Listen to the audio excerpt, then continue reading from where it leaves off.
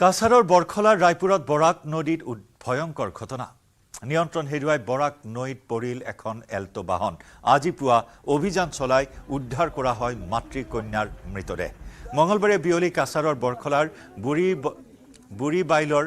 বাসিন্দা ৰয়ছুদ্দিনে পত্নী আৰু 13 মহীয়া কন্যা সন্তানৰ সৈতে শিলচৰত চিকিৎসকৰ ওচৰলৈ গৈছিল চিকিৎসকক দেখা কৰি নিশা ঘৰলৈ উভতাৰ পথত ৰায়পুৰত নিয়ন্ত্ৰণ হেৰুৱাই বৰাক নৈত পৰে এল্টো বাহনখন ঘটনাৰ পিছতে ৰয়ছুদ্দিনে বাহনখনৰ গ্লাছ ভাঙি নিজকে ৰক্ষা কৰিবলৈ সক্ষম হ'ল যদিও গাড়ীসহ নৈত পৰে পত্নী হেলিমা বেগম বৰভূঞা আৰু এবছৰীয়া কন্যা জয়তাৰা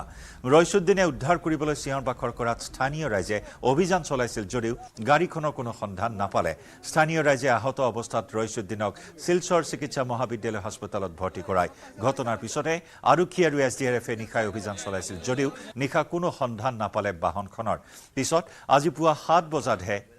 বাহনখনৰ পৰা মাতৃকন্যাৰ মৃতদেহ উদ্ধাৰ কৰিবলৈ সক্ষম হয়